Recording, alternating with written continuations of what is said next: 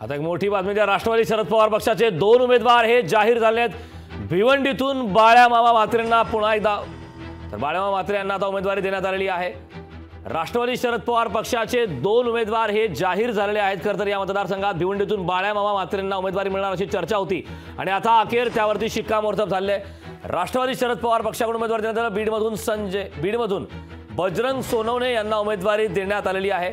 खरं तर बजरंग सोनवणे हे याआधीही राष्ट्रवादीकडून उमेदवार होते, त्यांना पुन्हा एकदा संधी देण्यात आली आहे। त्यामुळे आता बीडमध्ये पंकजा मुंडे यांच्या विरोधात बजरंग सोनवणे अशी लढत होणार आहे। बीडमधून बजरंग सोनवणेंना उमेदवारी देण्यात आलेली आहे। भिवंडीमधून बाळ्यामामा म्हात्रे यांची उमेदवारी घोषित करण्यात आली आहे। त्यामुळे राष्ट्रवादी शरद पवार पक्षाचे 2 उमेदवार हे आता जाहीर झालेले आहेत। भिवंडीतून बाळ्यामामा म्हात्रे यांची उमेदवारी जाहीर झालेली आहे, तर बीडमधून बजरंग सोनवणेंना उमेदवारी देण्यात आलेली आहे।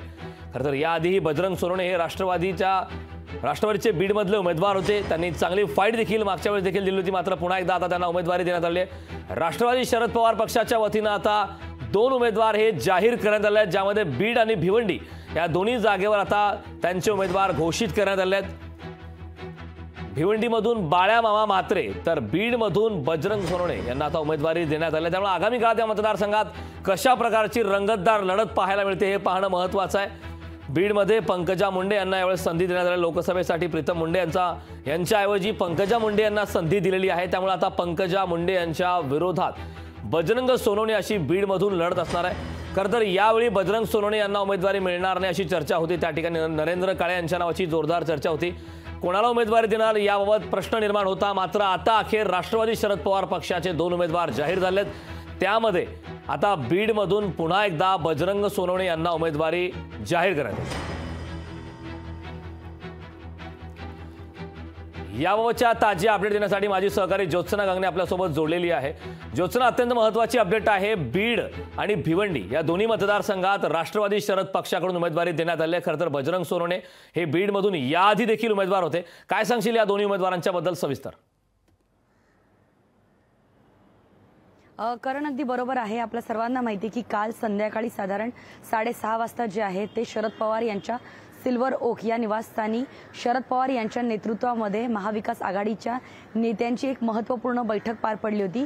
या बैठकीमध्ये खास करून महाविकास आघाडीच्या ज्या अडचणींच्या लोकसभेच्या जागा होत्या, ज्याच्यामध्ये सर्वात महत्त्वाचा समावेश जो आहे तो सांगलीची जागा आणि त्याचबरोबर भिवंडीची जागा जी आहे, या 2 जागांवरती चर्चा सुरू होती।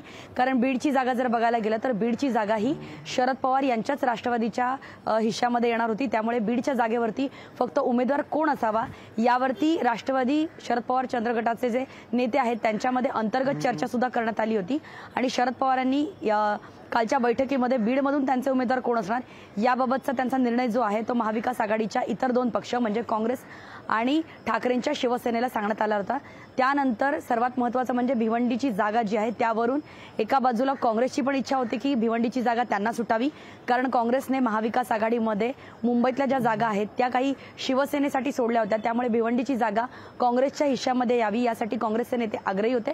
मात्र भिवंडीची जागा सुद्धा आता शरदचंद्र पवार गटाचे राष्ट्रवादी जे आहेत त्यांनी घेतलेली आहे। त्यामुळे 2 महत्त्वाच्या जागांवरती कालच्या सिल्वर ओक या ठिकाणी झालेल्या शरद पवारांच्या बैठकीमध्ये चर्चा करून अंतिम निर्णय घेण्यात आला आणि त्यानुसार आज या 2 जागा ज्या आहेत ते बीडमधून बजरंग सोनवणे आणि त्याचबरोबर भिवंडीमधून सुरेश म्हात्रे या 2 उमेदवार जे असतील ते राष्ट्रवादी शरदचंद्र पवार गटाचे असतील आणि महाविकास आघाडीचे इतर 2 पक्ष जे आहेत त्यांच्यावर त्यांनी सहमती दिल्यानंतरच जे आहे या 2 जागांवरती शिक्कामोर्तब करण्यात आलेला आहे। नक्की ज्योत्सना, याबाबत पुढे काय घडामोडी घडतात, दोन्ही मतदारसंघात कशा प्रकारे लढत होते हे पाहणं महत्त्वाचं आहे। खूप खूप धन्यवाद या सविस्तर अशा माहितीवर।